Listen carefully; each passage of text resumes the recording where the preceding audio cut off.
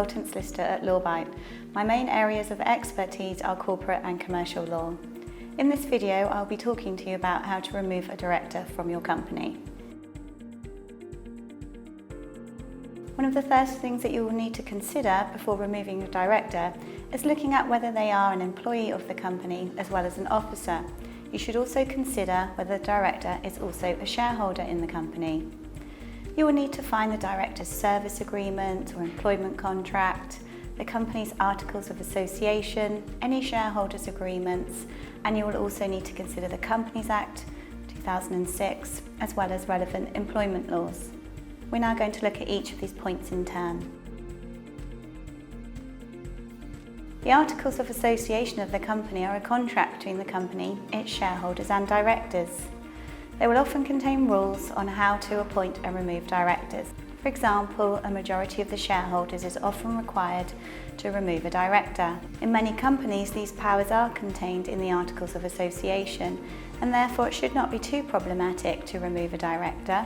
If you are in any doubt on how to interpret the rules in the Articles of Association, then please take legal advice at your earliest opportunity to avoid any breach of contract claims at a later date. You should also check the terms of any shareholders agreement to see what rules are in place about removing and appointing directors. Even if the director in question is not a shareholder, the shareholders agreement will still contain rules on how to remove and appoint directors. In many companies, the power to remove a director from office is granted to majority shareholders under the shareholders agreement.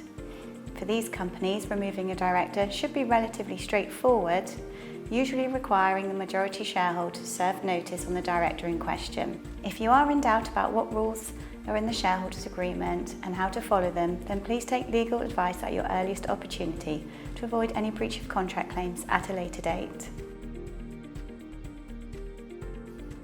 Hopefully, your director will have been issued with a service agreement, an employment contract, or a letter of appointment.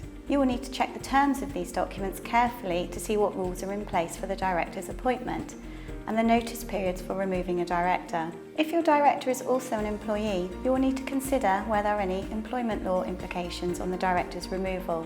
In addition, the director, whether a shareholder or not, may have claims for compensation for loss of office. The director's service agreement may provide for compensation if he or she is removed. You will need to consider any potential claims that could be made when the director is removed.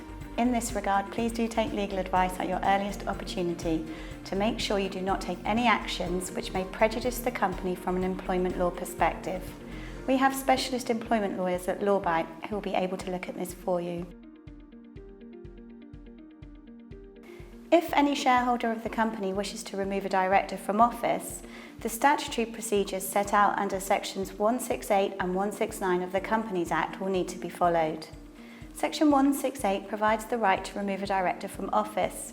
This must be done by ordering resolution in a general meeting of the company. Any shareholders wishing to remove a director should strictly follow the rules and steps laid out in the Companies Act.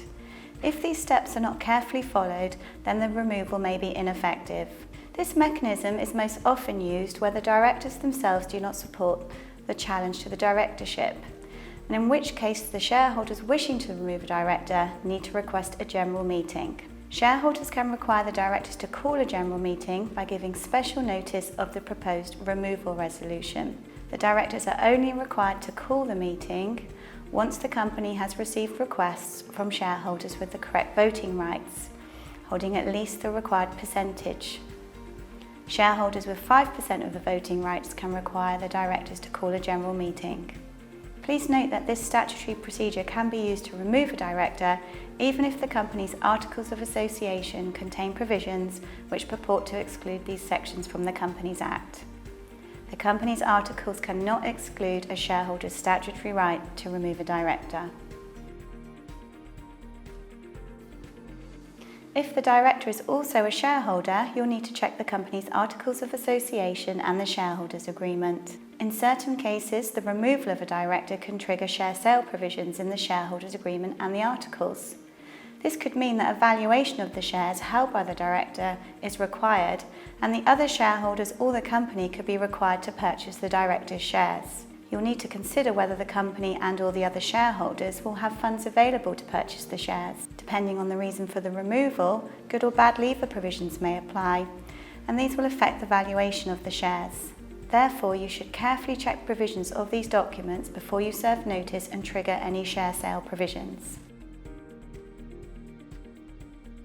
Depending on the reason for the removal of the director, you may have claims that you wish to make against the director. Directors have a number of statutory duties under the Companies Act as an officer of the company, as well as a range of contractual obligations and duties under their contracts of appointment.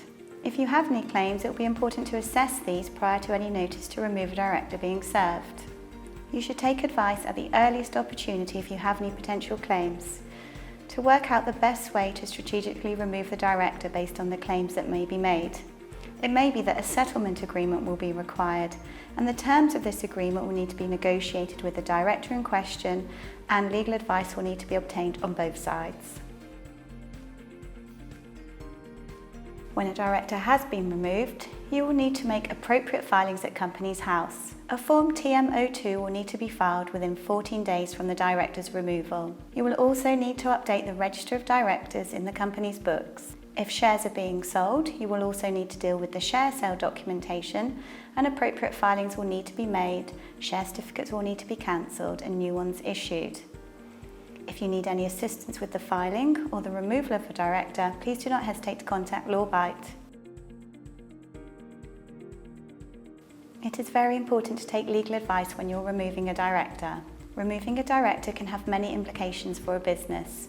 For example, if the director is also a shareholder, then the impact of the removal will need to be considered under the Articles and Shareholders Agreement. If the wrong procedure is followed, then the removal may be ineffective, and it could result in the director bringing a claim against the company. Thank you for taking the time to watch this video, and I hope you found it helpful.